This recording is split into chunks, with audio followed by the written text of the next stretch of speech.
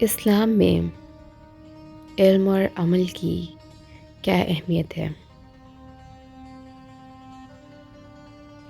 اسلام نام ہے حضرت محمد صلی اللہ علیہ وآلہ وسلم کے اوپر نازل ہونے والی وحی کا،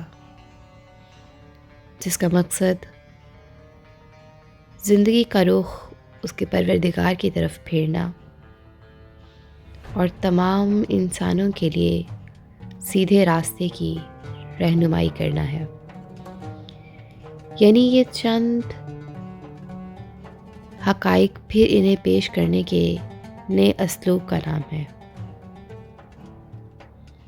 فرض کیجئے کسی شخص کے پاس کوئی فلسفہ یا نظریہ ہے اور اس کو یقین ہے کہ اس سے دنیا کو کوئی فائدہ پہنچ سکتا ہے، تب وہ کیا کرے گا؟ پہلے وہ اس نظریہ کی تشریح کر کے اسے خود اپنے پاس منطبق کرے گا، پھر سمجھانے کے تمام ذرائع استعمال کرتے ہوئے دوسروں تک پہنچانے کی کوشش کرے گا اور اس کی راہ میں حائل ہونے والی ہر رکاوٹ دور کرنا چاہے گا۔ اسلام شروع ہی سے اس راستے پر چلا، یعنی جب سے یہ وحی نازل ہوئی۔ سورہ علق آیت نمبر 1-5۔ پڑھو اپنے رب کے نام سے جس نے پیدا کیا انسان کی تخلیق جمے ہوئے خون کے ایک لوتھڑے سے کی۔ پڑھو اور تمہارا رب بڑا کریم ہے جس نے قلم کے ذریعے سے علم سکھایا، انسان کو وہ علم دیا جسے وہ جانتا نہ تھا۔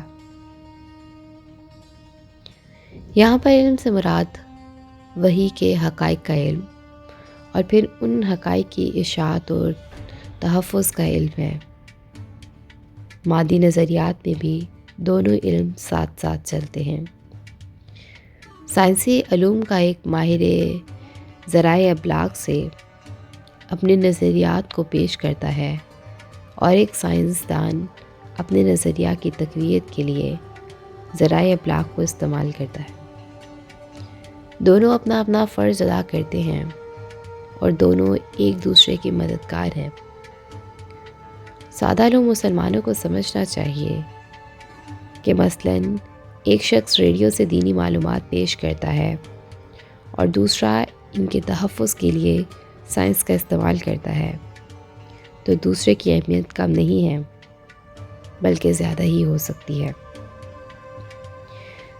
تعلیم شروع سے ہی مختلف بنیادی اور ذیلی شاخوں میں پھیلی رہی ہے۔ اس میں نہ دینی علم زندگی سے دور تھا، نہ شہری علم دین سے الگ۔ علم کی دینی اور دنیاوی تقسیم تو دور زوال و انحطاط کی پیداوار ہے۔ ظاہر ہے اسلام میں علمی تحریک کے اولین مظاہر علوم شریعت تھے، یعنی قرآن، حدیث، فقہ اور تربیت و اخلاق سے متعلق علوم۔ کوئی بھی انکار نہیں کر سکتا کہ قرآن و سنت میں فکری بالیدگی اور وجدان و سلوک کے زبردست سرچشمے ہیں جن سے ایک وسیع تر انسان تہذیب کی بنیاد پڑی۔ اس کے ساتھ ہی عربی زبان اور ادب سے متعلق علوم کو فروغ حاصل ہوا۔ پھر انسانی علوم میں زندگی کی لہر دوڑی۔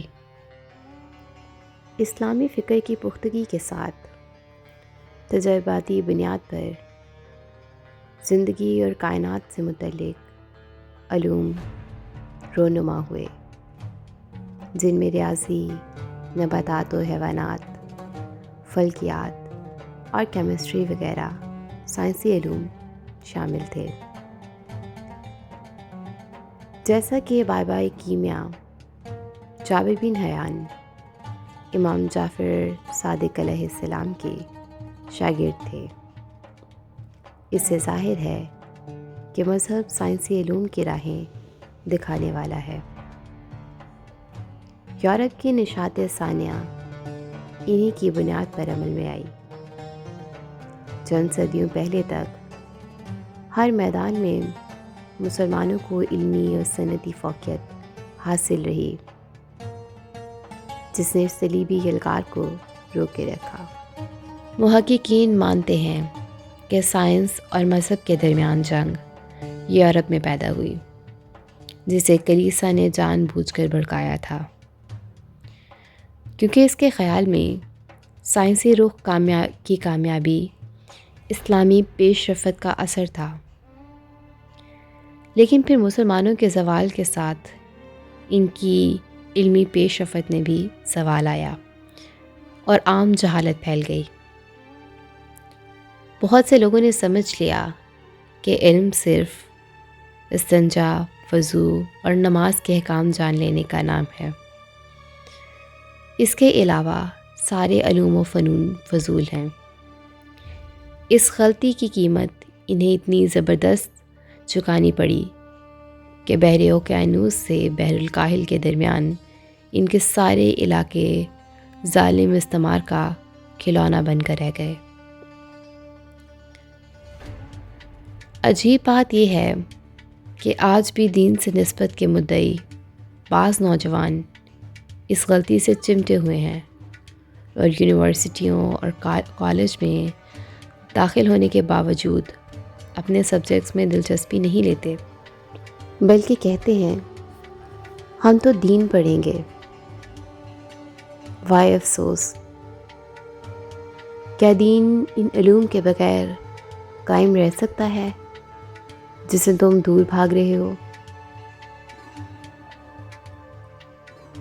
ان میں بعض تو کامرس، میڈیسن اور انجینئرنگ وغیرہ کے کالجوں میں کئی برس گزارنے کے بعد بھی ان سے علیحدگی اختیار کر کے کسی دینی درسگاہ میں چلے جاتے ہیں۔